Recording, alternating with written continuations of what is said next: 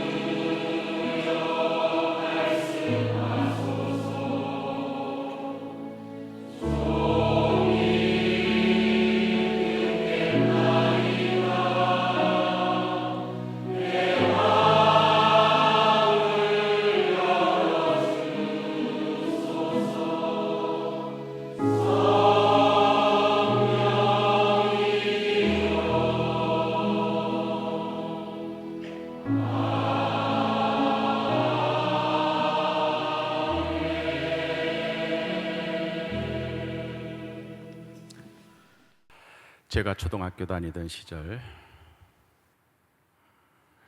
진짜 힘든, 진짜 하기 싫은, 진짜 불행했던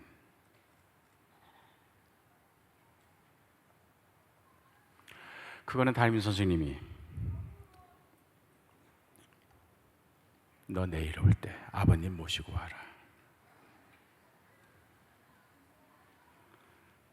너 아버지 모시고 와라. 아니면은 어머니 모시고 와라. 그렇다고 뭐 제가 잘못 사고 쳐가지고 그런 건 아니에요. 아마 학부모 회의하고 학교에 가정 통지하려고 학생들의 부모를 이렇게 학교에 모실 때 선생님들이 그런 광고를 하죠. 내일 올 때, 내일 오후에 부모님 모시고 와라. 그게 왜 이렇게 싫었는가? 저는 4살 때 아버님이 돌아가셨어요. 아버님에 대한 얼굴을 제가 기억을 못합니다.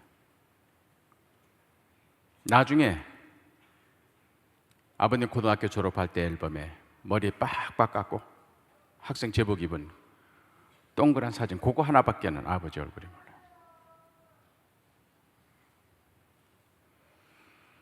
왜 나는 아빠가 없나? 다른 아이들은 다 아빠가 있는데 왜 나는 아빠가 없나?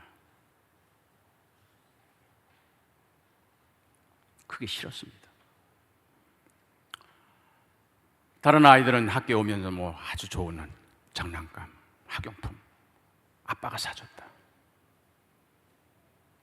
이번에 어린이날 아빠랑 어디 갈 거다. 그게 부러웠고, 왜 나는 아빠가 없나? 그럼 엄마라도 학교에 와야 되는데, 저희 아버님 면석이 하시다가 폐결핵으로 돌아가셔서 물려놓은 재산 하나 없이 가난 속에서 우리 삼남매 키우시다 보니까 안 해본 장사 없이 주일 지킨 후에 월요일이면 무거운 짐 지고 시골로 장사 떠나셔서 토요일 날 돌아오시는데, 그렇기 때문에 학교에 모시고 갈 아빠도 엄마도 없는 나. 그래서 부모님 모시고 오라 하는 담임 선생님의 말이 저한테는 공포요, 두려움이요, 아주 싫었습니다. 가난했지만 저희 어머님은 저희 삼남매를 믿음 가운데 키우셨습니다. 그리고 너무 힘들어서 어느 날 우리 삼남매를 하나님께 바치기로 작정하셨습니다. 그러더니 우리 삼남매에게 선언하셨습니다. 어제 철야기도 교회 가서 하는데 너희 삼남매를 키우기가 너무 힘들어서 하나님께 하소연을 했더니 하나님이 그러시더래요. 왜 네가 키워? 그럼 어떻게 해요? 나한테 맡겨. 그래서 어제 저녁부로 너희 삼남매를 하나님께 바쳤다. 우리하고 상의도 안 하고, 이런 방구 의견도 물어보지 않고 일방적으로 우리 삼남매를 하나님께 바쳤다는. 그러면서 하는 말이, 지금부터 너희들은 내 자식이 아니라 하나님의 자녀다. 그 어머님은 그렇게 키우셨습니다. 그렇다고 하면 그 후로부터 우리 집안의 경제적인 형편이 잘 풀려서 하나님께서 당신의 자녀들이기 때문에 먹을 거 입을 거 잘 공급해. 아닙니다. 여전히 쌀 떨어집니다. 여전히 돈 없습니다. 여전히 가난합니다. 그런데 하나님 바친 다음부터 어머님의 대응 방법이 달라졌어요. 전에는 쌀 떨어지면은 쌀가게 가서 외상으로 가져오거나 아니면 이웃집에 가서 돈을 빌려다가 쌀을 사오셨습니다. 그러나 우리 삼남매를 하나님께 바친 다음엔 그렇게 해결하지 않으셨습니다. 쌀 떨어집니다. 쌀집 안 갑니다. 이웃집 안 갑니다. 예배당 가서 무릎을 꿇고, 하나님, 당신의 아이 삼남매가 지금 쌀이 떨어서 굶어 죽게 됐어요. 어떻게 하실 거예요? 이러고 돌아오는 거예요. 그러면 누가 갖다 놓는지 모르는 쌀 한 봉지가 저희 집 봉당에 놓여 있고, 목사님을 통해서 노란 봉투가 저희 어머니께 전달이 됩니다. 나도 몇 번 경험을 했습니다. 그때는 학교 등록금 3번 못 내면 빨간 고지서 날라옵니다. 이건 제적입니다. 몇 월 며칠까지 학교 등록금 못 내면 이제는 학교에서 쫓겨나는 거예요. 고지서, 그것도 또 빨간 색깔입니다. 아주 색깔도 참. 그래 엄마 갖다 줘요. 어머니 거 받습니다. 학교 가서 담임 선생님 안 만납니다. 이웃집에 돈 빌리러 안 가요. 나 데리고 내 손목 잡고 또 예배당 갑니다. 하나님, 당신의 아들 덕주가 이번에 등록금 못 내면 학교에서 잘리게 됩니다. 어떻게 하실 거예요? 이러고 돌아오는 겁니다.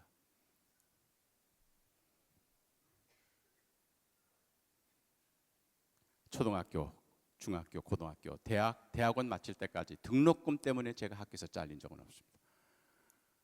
건강이 나빠가지고 1년 휴학한 적은 있지만, 어머님은 나에게 어려서부터 내가 너희를 먹이는 것이 아니라 하나님을 너희를 먹이시는 거고, 내가 너희들을 가르치는 것이 아니라 하나님이 가르치는 것이고, 내가 너희들을 입히는 것이 아니라 하나님이 입히신다고 하는 사실을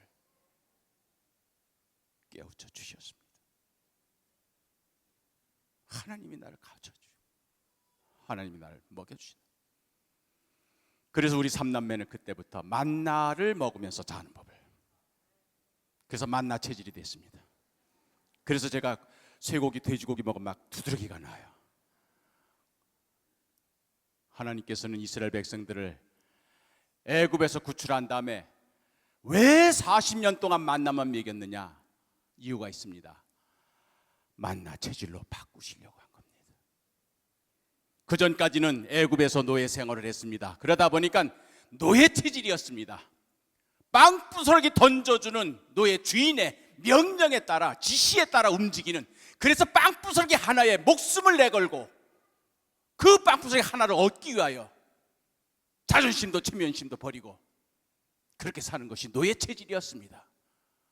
그런데 하나님께서는 그러한 이스라엘 백성들을 애굽에서 구출하신 다음 광야에서 40년 동안을 만나로만 먹이셨더니 만나 체질이 된 겁니다. 만나 체질은 어떤 겁니까? 양식이 떨어져도 두려워하지 않을 것은 내일 아침 또다시 내리기 때문입니다. 사막 한가운데 가서 먹을 물이 떨어져도 애타거나 불안하지 않는 것은 바위 속에 생수가 숨겨져 있는 것을 믿기 때문인 것입니다. 아말렉 군사가 몰려와도 두려워하지 않을 것은 하나님의 지팡이가 모세 손에 들려져 있기 때문인 것입니다. 무엇을 먹을까, 무엇을 마실까, 무엇을 입을까 염려하지 않는 것은 하나님이 나와 함께 계심이라. 그것이 바로 만나 체질인 것입니다.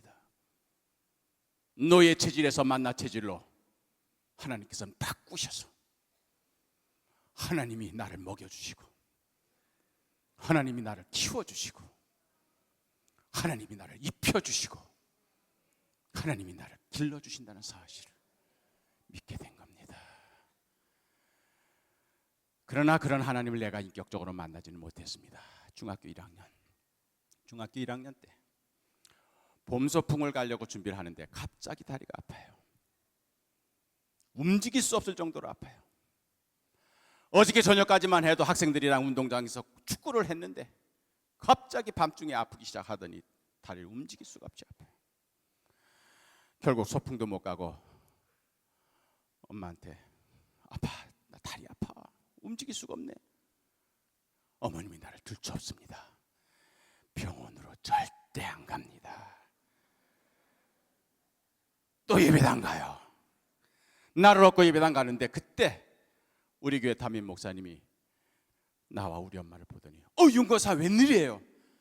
턱주가 다리가 아프대요. 등 옆에 있는 내 머리를 만져보시더니 열이 펄펄 끓는 거예요. 아프면은 병원에 가야지요. 역시 배운 목사는 다르더라고요. 내가 그 목사님 진짜 싫어했습니다. 1년에 딱 2차례 우리 집 밥상에 계란찜이 반찬으로 올라오는데 그게 봄신방, 가을신방 때야. 그때 유일하게 계란찜이 우리 집 밥상에 올라오는데 그 목사님 오셔서 빡빡 긁어 먹고 가시는 분이야. 조금이라도 남겨놓으면 그게 우리 차지인데 그거를 그냥 팍팍 긁어 먹고 가셔서 인정머리 없는 저 목사. 내가 다른 건 다 해도 내가 목사는 안 한다. 나중에 그 목사님 은퇴하신 다음에 광주에 계시는데 가서 제가 어린 시절에 그래서 마음속으로 목사님을 진짜 싫어했던 적이 있습니다 했더니 껄껄 웃으면서 아 그랬나? 미안하이. 그래 내가 아마 그랬을 거야. 그때 시골교회 가난한 과부들, 가난한 교인들, 좀 여유 있는 집안에 가서는 좋은 반찬들이 많기 때문에 좀 남겨도 되지만 이 목사 어머니처럼 진짜 가난한 과부에 그 집에 갈 때는 맛있게 먹어주는 것이 내가 그 윤권사님한테 해줄 수 있는 최고야. 그래서 그걸 내가 그렇게 먹었을 거야. 이제 이해가 됩니다. 어쨌든 그 목사님이 열이 펄펄 끓고 있는 내 머리를 만져보더니 당신이 나를 들러왔고 충주 시내에 제일 큰 키메카라는 병원으로 날 데리고 가셨습니다. 마침 그건 우리 이웃교회 권사님 남편이 하는 병원이었어요. 권사님이 애 좀 봐주세요. 다리가 아프다네요. 내 바지를 벗기더니 쭉 진단을 하더니 주사기로 흔업적 다리에 쫙 했더니 피고름이 밤새도록 폈던 피고름이 분수처럼 천장까지 치서 조금 이따 조사 결과가 나왔다는 거예요. 당장 서울 큰 병원으로 데려가라. 당장 서울 큰 병원으로 데려가라. 청천벽력이었습니다. 어저께까지만 해도 볼을 찼던 우리 어머니가 깜짝 놀랐어요. 왜요? 이게 무슨 병인데요? 이게요, 아주 악성입니다. 완치가 불가능한 병입니다. 뭔데요? 골수염이라는 병입니다. 뼛속에 신경망이 있는데 거기에 바이러스가 침투해서 그건 아무리 수술해도 그 완벽하게 그 바이러스를 제거할 수가 없기 때문에 결국 계속 재수술을 하다가 다리를 자르고 나중에 그 균이 머리까지 가면 목숨도 잃을 수 있는 그러한 병입니다. 그러니까 서울 큰 병원으로 데려가십시오. 저는 시골 깡촌에서 자라났기 때문에 아프면서도 서울 큰 병원이라는 말에 얼마나 희망이 부풀어 오르는지, 서울 구경 이렇게 해서 하는구나, 드디어 내가 이렇게 꿈에 그리던 서울 구경을 하게 되는구나.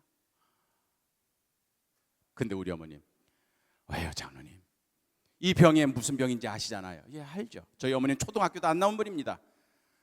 그럼 왜 장로님은 왜 못 고치세요? 나는 이 병에 가서는 자신이 없습니다. 왜요? 내 아들이, 저보다 중학교 4년 선배입니다.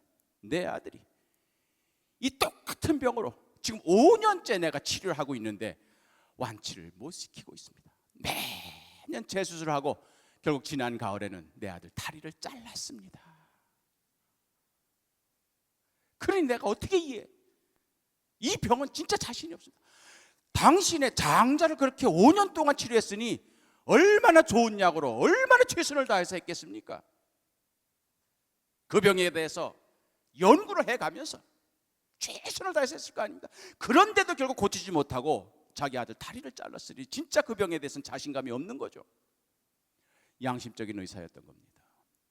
그러니 서울대학병원에 이 병을 잘 치료하는 교수를 내가 알고 있으니 내가 소개장을 써드릴 테니까 가십시오. 이 정도 되면은 나 서울 가야 돼.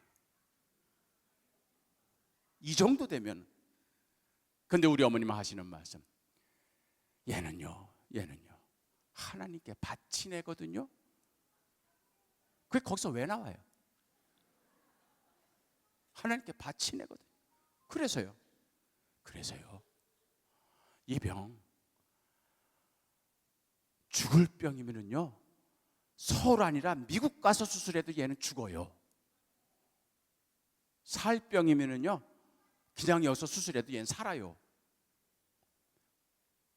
여기서 왜 아멘이 왜 나와? 중학교 1학년 내 심정에서 그 말을 들었을 때 어머니 입에서 이거요 죽을 병이면은요 서울 아니라 미국 가서 수술해도 죽어요 하는 그 말이 내 귀에는 얘는 죽어도 좋아요야. 얼마나 내가 정이 떨어지니. 우리 엄마 맞아? 저 우리 엄마 맞아? 내 위로 형님과 누님이 있어요. 내가 막내입니다. 우리 누님이 맨날 나를 놀리기를, 제가 지금은 그렇게도 지금 번듯하게 생겼지만 초등학교 시절에는 제 머리가 곱실곱실하고 얼굴이 싹 감았습니다. 그래서 누님이 늘 나를 놀리기를, 너는 오빠랑 나랑 너랑 얼굴이 다르잖아. 너는 다리 밑에서 주워온 애야. 매일 그랬어요. 그래서 얘는요 죽을 병이면은요 서울 아니라 미국 가서 수술해도 얘는 죽어요 하는 그 말이 듣는 순간, 아 맞다, 내 친엄마 아니다. 이건 계모다. 친엄마라면 이럴 수는 없는 거예요. 당연히 나를 앰뷸런스나 택시 태워서 서울로 가야 되는 겁니다. 근데 우리 어머님은 그걸 거부하셨던 겁니다. 얘는요 하나님께 바치내거든요. 그래서 살고 죽는 거 하나님께 달린 겁니다. 제가 어린 시절에 제일 듣기 싫었던 찬송이 있습니다. 우리 어머님 힘들고 어려울 때마다 가족 찬송, 가족 기도할 때마다 이 찬송 불러요. 살든지 죽든지 뜻대로 하소서. 진짜 싫었습니다. 살아도 될까 말다인데 왜 죽든지가 왜 들어가? 그것이 우리 하나님께 바치는 당신의 자녀입니다. 우리 어머니 고집을 누가 꺾습니까? 결국 수술이 잘못돼도 이의를 제기하지 않겠다고 하는 서약서를 쓰고 도장을 받고 그리고 제가 수술실로 들어갑니다. 우리 어머님 따라오지도 않습니다. 기도만 하고 있습니다. 자, 의사 선생님, 나를 침대에 누워서 수술실로 들어가면서 나하고 의사 선생님만 있습니다. 내 귀 멀쩡합니다. 다리만 아플 뿐이지. 내가 내 아들은 못 고쳤지만 너는 최선을 다해서 고쳐볼게. 이래도 될까 말까 한데, 나는 이거 못 고치는데, 내 아들 다리를 잘랐는데, 이러면서 날 데리고 가는 거예요.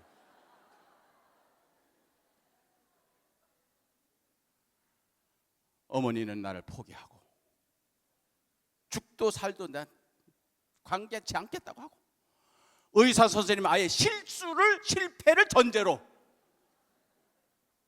수술하겠다는 거예요. 중학교 1학년 때입니다. 얼마나 불안한지 내 미래가 훤히 보이는 것 같아요. 잘하면은 목발이야, 아니면 가는 거고. 결국 수술실에 들어갔습니다. 마취 주사를 링겔 통해서 혼미해집니다. 10, 9, 8, 7, 6 거꾸로 셉니다. 몽롱해지는데 이대로 가다가는 내 미래가 어떻게 될지 알겠어요. 아닌 것 같아요. 그 순간 나도 모르게 내 입에서 기도가 나왔는데, 하나님 아버지, 나 다리만 자르지 않게 해주시면 하나님 종할게요. 나도 모르게 하나님 아버지, 다리만 자르지 않게 해주시면 나 하나님 종할게요. 그리고 정신을 잃었습니다. 어떻게 됐을까요? 하나님께서는 부잣집 맏아들 5년 동안 수술하고 치료하면서 터득한 노하우로 이웃교회 가난한 집 과부의 막내 아들을 한 번의 수술로 끝내버리셨습니다. 군대까지 갔다 왔습니다. 그 후에 한 번도 이 병으로 제가 쩔뚝거린 적이 없습니다. 내 병은 어머니가 고쳐준 것도 아니요, 의사가 고쳐준 것도 아니요, 하나님 아버지께서 비로소 중학교 1학년인 내 입에서 하나님 아버지, 아빠, 아버지, 그게 내 입에서 나왔던 겁니다. 그때부터 인격적으로 저는 하나님을 아버지로 부르기 시작을 했습니다. 그때부터 저는 나는 왜 아빠가 없어? 나는 왜 아버지가 없는, 이렇게 다른 집과는 다른 엄마만 있는, 그것도 가난한 엄마만 있는 이란 것이 아니라 천지를 지으신 하나님, 온 우주 만물을 관장하시는 하나님, 인생의 모든 되어지는 일을 일일이 다 주관하시는 하나님, 그 하나님이 나의 아빠가 되시고 나의 아버지가 되신다는 사실을 감격스럽게 받아들이기 시작한 겁니다. 중학교 가니까 또 역시 마찬가지 담임 선생이, 야, 내일 아버지 모시고 와. 초등학교 땐 그거 싫었습니다. 그러나 중학교 땐 제 대답이 달랐어요. 우리 아버지가 선생님 오시래요. 뭔 소리야? 지금 선생이 아버지를 뭐 데리고 오라는데. 근데 저는 당돌하게, 우리 아버지가 선생님 오시래요. 깜짝 놀랍니다. 그러니까 뭐 고관 대장, 뭐 시장 좀 되는 줄 아나 봐. 네 아버지가 뭔데? 하나님이세요. 하나님 교회에 계신데 선생님 교회로 오래요. 당당해졌습니다. 육신의 부모는 약속을 어길 수도 있습니다. 어디 그 데리고 가겠다고 하면서 부도내는 게 수없이 많은 육신의 부모입니다. 뭐 해주겠다 뻥칩니다. 여러분 어린아이들 절대 믿지 마세요. 으려려니 그러려니 생각하세요. 능력이 없으면서 뻥치는 게 아버예요. 그러나 전지전능하신 하나님은 한 번도 부도세표 내지 아니하시고 약속하신 것은 철저하게 지켜주시면서 우리의 필요한 것을 공급해 주시고 우리의 아픈 곳을 만져주시고 우리의 부족한 것을 채워주시며 우리를 하나님의 영광의 자리로 이끌어 주시는 아빠, 아버지. 아빠, 아빠, 애칭입니다. 아빠, 아버지, 권위입니다. 아빠로 부르시든 아버지로 부르든 좋으신 하나님이 나의 하나님이 되었어요. 여러분의 삶을 필요한 것을 공급해 주시고 채워주시고 고쳐주시면서 이끄시는 좋으신 하나님, 바로 그 아빠 하나님을, 바로 그 아버지 하나님을 예수 그리스도를 통해서 우리에게 소개가 된 겁니다. 구약성경 어디를 읽어보세요. 하나님을 아버지라고 부른 데는 한 군도 없습니다. 창조주와 피조물의 관계, 목자와 양의 관계, 조물주와 피조물의 관계, 뭐 이 도기를 만드는 도기쟁이와 진흙의 그런 존재로 기록하고 있지만, 심판하시는 분과 피고의 그런 두렵고 위험 있고 무서운 하나님으로 구약에서는 얘기하지만, 예수님을 통해서 그 하나님은 아빠가 되시고 아버지가 되셔서 우리를 사랑해 주십니다. 긍휼해 주십니다. 손잡아 주십니다. 그 아빠 아버지와 승리하시기를 바랍니다. 그 하나님이 여러분들을 채워주실 겁니다. 그 하나님이 여러분을 도와주실 겁니다. 그 하나님과, 그 좋으신 하나님과 함께 나가시기를 바랍니다.